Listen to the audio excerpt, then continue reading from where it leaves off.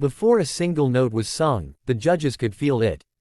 A quiet Filipino singer walked onto the AGT stage carrying a lifetime of pain, hope, and dreams, and when he began a Bruno Mars song, something happened that no one in the room was ready for. If you believe music can change lives, touch hearts, and turn ordinary people into unforgettable legends, make sure you subscribe right now, because stories like this deserve to be heard. The lights inside the America's Got Talent theater dimmed slowly, and a soft hush fell over the audience.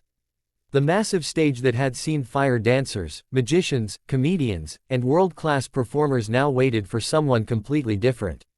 From backstage, a young Filipino man stood still, eyes closed, whispering a short prayer under his breath. His name was Miguel Santos, and although the world didn't know it yet, this night would change his life forever. He wasn't famous. He wasn't wealthy. He wasn't even sure he belonged here. But he carried something more powerful than confidence. He carried a story. Miguel grew up in a small coastal town in the Philippines where houses were packed tightly together and dreams often felt even more crowded.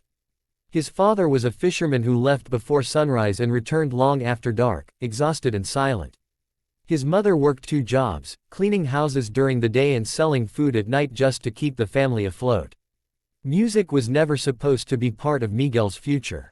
It was just something that played on an old radio in the corner of their home, crackling through static, filling the room with distant voices from another world.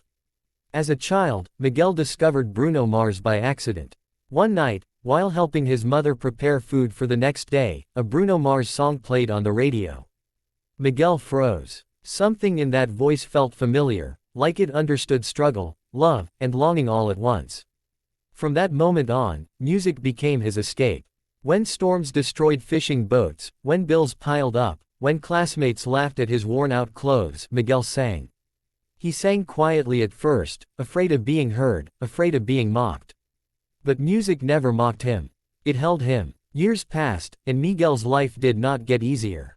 When he was 17, his father was injured at sea and could no longer work. The responsibility of supporting the family fell heavily on Miguel's shoulders. He dropped out of school and took whatever jobs he could find. Construction work during the day, cleaning restaurants at night. Still, every night, when the world was quiet, he sang Bruno Mars songs, imagining himself on a stage far away, somewhere like America's Got Talent, though it felt like a fantasy too big to speak out loud. Then tragedy struck. A powerful typhoon hit their town, destroying homes and livelihoods. Miguel's family lost almost everything. For weeks, they slept in shelters, uncertain of what tomorrow would bring. During those nights, Miguel sang to comfort his younger siblings and his exhausted parents. Other families listened too. In that darkness, his voice became a small light. Someone recorded him on a phone and shared the video online. Miguel didn't know it then, but that simple act would become the first twist in his journey. The video spread slowly at first, then faster. Comments poured in from strangers who said his voice made them cry, who said they felt hope again. One message stood out. It was from someone claiming to work with an international talent scout. Miguel almost ignored it, thinking it was a joke. But curiosity pushed him to reply. Months later, after interviews, documents, and endless waiting, Miguel found himself holding a plane ticket to the United States. America's Got Talent had invited him to audition. Arriving in America felt unreal. The buildings were taller than anything he had ever seen. The air felt different. Everything moved faster. Backstage at AGT, Miguel watched other contestants warming up, laughing confidently, practicing complex routines. Doubt crept in. He felt small again, like that boy singing quietly by the radio. But then he remembered his family, the shelter nights, the storm, the voices of people who believed in him. He took a deep breath and stepped forward when his name was called. The judges looked at him kindly but with curiosity. Simon Cowell leaned forward, arms crossed. Sophia smiled gently. Howie nodded encouragingly. Heidi waited patiently. Miguel introduced himself, his accent thick but his voice steady. When asked why he was here, he paused. He spoke about his family, his struggles, and how music saved him when nothing else could. The audience listened, some already wiping away tears. Miguel then revealed his song choice. A Bruno Mars cover. There was a brief shift in the room. Bruno Mars songs are loved, but they are also dangerous choices. They are emotional, powerful, and instantly recognizable. Many contestants fail by trying. Simon raised an eyebrow. The pressure intensified. The music began softly. Miguel closed his eyes. The first note left his lips, and instantly, something changed. It wasn't just singing. It was confession. His voice carried pain, love, and resilience. Each lyric felt lived, not performed. The audience leaned forward. The judges stopped taking notes. The room seemed to forget to breathe. Halfway through the song, Miguel's voice cracked slightly. For a split second, it felt like he might fall apart. That was the second twist. Instead of collapsing, he leaned into the emotion. His voice grew stronger, rawer.